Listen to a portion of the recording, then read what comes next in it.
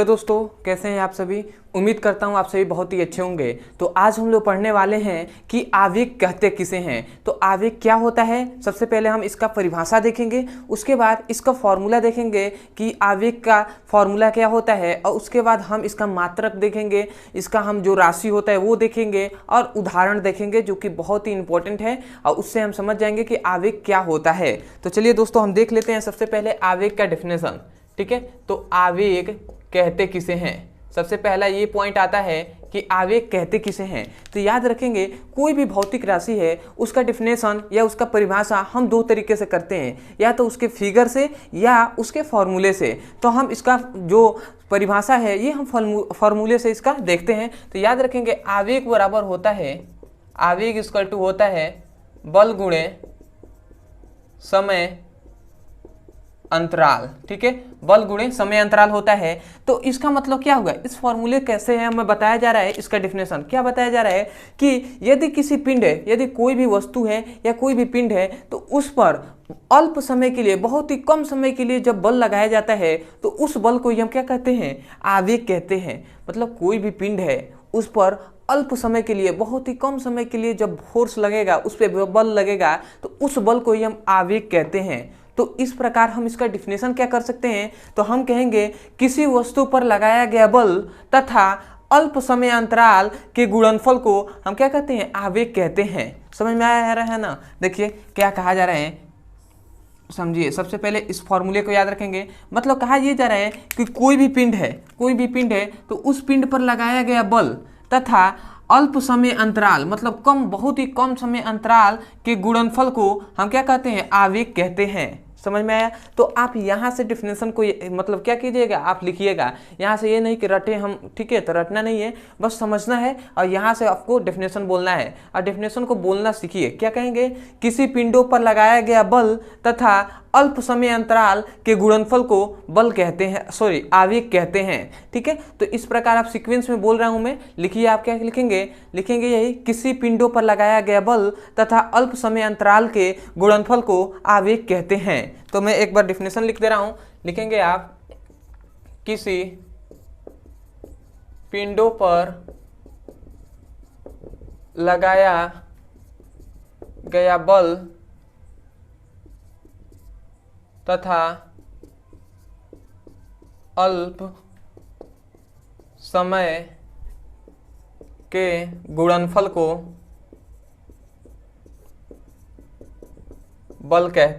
आवेग कहते हैं। ठीक है, तो ये आपका डेफिनेशन हो गया। कितना सिंपल वे में हम ऐसा कह सकते हैं कि किसी पिंडों पर लगाया गया बल तथा अल्प समय के गुणनफल को आवेग कहते हैं। और ये आवेग का डेफिनेशन, सॉरी फॉर्मूला हो गया। अब हम देखते हैं कि आवेग का मात्रक क्या होता है। ठीक है, ये दूसरा पॉइंट हो गया। ठीक है, अब हम तीसरा देखते हैं, इसका मात्रक।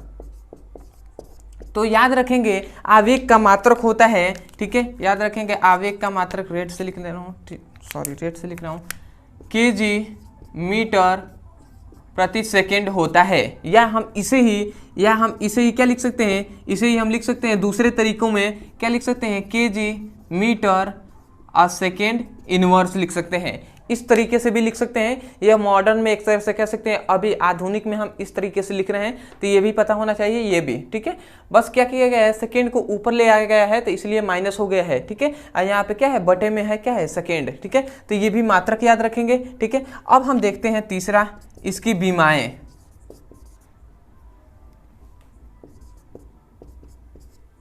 ठीक है, तो याद रखेंगे बीमाएं इसकी क्या हो जाएंगी, इसकी बीमाएं हो जाएंगी, केजी का होता है m और मीटर का क्या होता है l, और क्या हो जाएगा, सेकेंड का हो जाएगा t। मतलब अगर हम कहें तो m1 l1 और t1, ये हो जाएगा इसकी बीमाएं। ठीक है, तो उम्मीद करता हूँ ये आपको समझ में आ गया होगा। ठीक है, कि क्या होता है।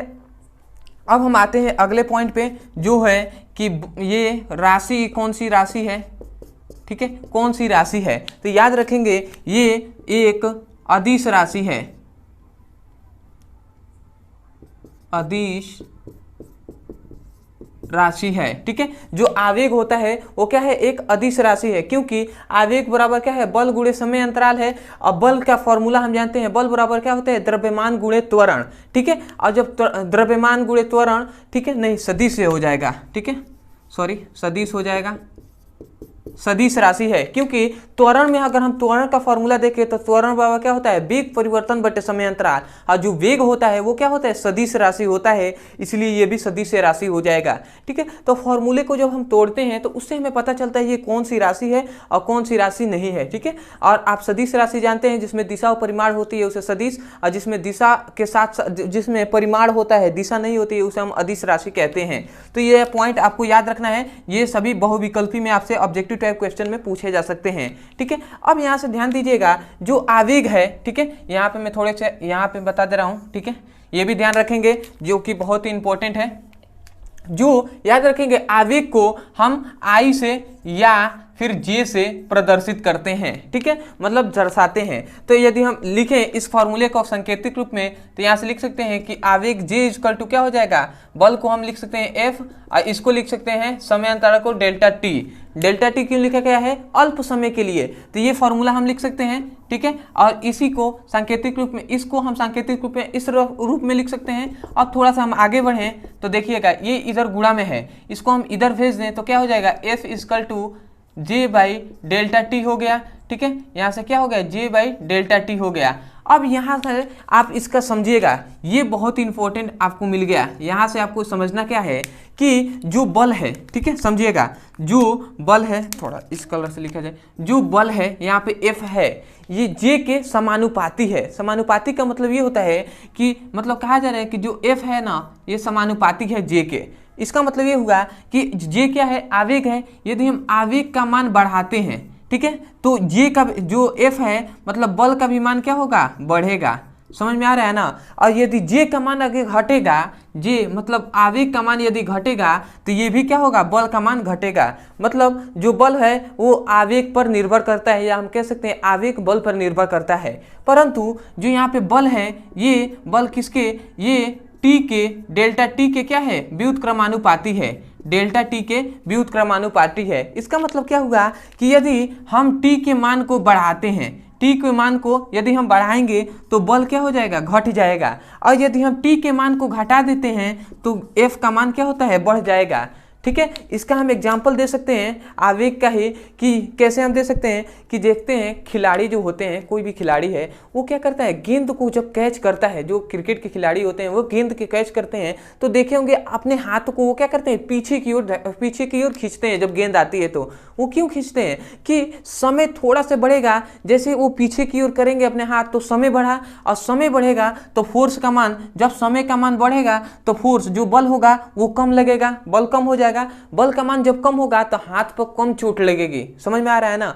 या आप प्रैक्टिकली करके देख सकते हैं, ऐसे कोई भी गेंद आ रही है, आप अपने हाथ को ऐसे रख दीजिए, ठीक है, आप पीछे मत कीजिए, तो देखेंगे कि फोर्स यहाँ पे तेजी से मतलब चोट अधिक लगेगी।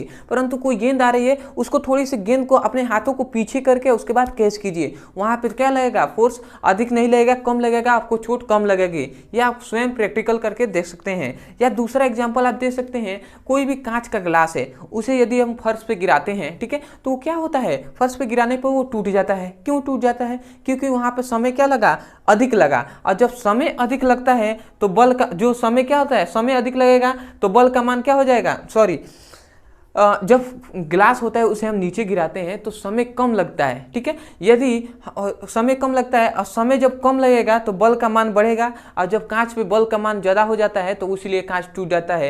यदि उसी कांच के गिलास को यदि हम गद्दे पे गिराएं या गीली मिट्टी पे गिराएं तो क्या होगा, कांच जाएगा, और जब गीली मिट्टी पर या गद्दे पर गिरेगा तो वो उसमें क्या हो जाएगा, गद्दे थोड़ी सी दब जाते हैं, या क्या होता है, मिट्टी थोड़ी सी दब जाती है, जिसके कारण वो क्या होता है, समय थोड़ा सा अधिक हो जाता है। और जैसे ही समय का मान अधिक हुआ, समय का मान अधिक हुआ, वैसे ही बल का मान कम हो जाता है, और इसी के कारण गद्दे पे या गीली मिट्टी पर वो कांच नहीं टूटता है और फर्श पे टूट जाता है। तो ये सभी समय का मतलब क्या है, चक्र है, ठीक है, तो आप समझ सकते हैं। तो ये सभी मतलब आप एग्जाम्पल देख सकते हैं आवेग का। तो उम्मीद करता हूं दोस्तों आपको ये संवेग का सबसे पहले आवेग का डिफिनेशन, उसके बाद आवेग का फॉर्मूला और आपको मात्रक, विमाएँ और राशि बहुत ही अच्छे से समझ में आ गया होगा, एग्जाम्पल भी आपको अच्छे से समझ में आ गया होगा। तो चलिए दोस्तों आज के लिए इतना ही, तब तक मिलते हैं अगले वीडियो में, तब तक के लिए धन्यवाद। परंतु जाने से पहले मैं यही कहूँगा, यदि आप हमारे चैनल पर नए हैं तो सबसे पहले चैनल को सब्सक्राइब कर लीजिएगा, ठीक है, क्योंकि मैं अभी शुरुआती वीडियो बना रहा हूँ तो थोड़ी बहुत मतलब आपकी सपोर्ट की ज़रूरत है। तो आप एक ही काम कीजिए, चैनल को सबसे पहले सब्सक्राइब कर लीजिए, और जब चैनल को सब्सक्राइब कीजिएगा तो हमें कमेंट सेक्शन में जरूर बताइएगा कि आपको वीडियो कैसा लगा। कुछ नहीं तो हाय हेलो कुछ भी लिखकर भेज सकते हैं, ठीक है, ऐसे हमें ये पता चलेगा कि आपने चैनल को सब्सक्राइब किया है। और यदि क्लास 11th का या class 9th 10th 11th 12th किसी का भी पढ़ाई करना चाहते हैं तो आप हमारे प्लेलिस्ट में जाकर वहाँ से आप अच्छे से पढ़ाई कर सकते हैं। और केवल क्लास 11th के लिए इस वीडियो के डिस्क्रिप्शन में लिंक दिया जाएगा, उस लिंक पर क्लिक करके फिजिक्स केमिस्ट्री बायोलॉजी का चैप्टर वाइज सीक्वेंस में एक एक करके वीडियो को पढ़ सकते हैं और अपने सुंदर से नोट्स बना सकते हैं। तो आज के लिए इतना ही दोस्तों, मिलते हैं अगले वीडियो में, तब तक के लिए धन्यवाद। जय हिंद, जय भारत।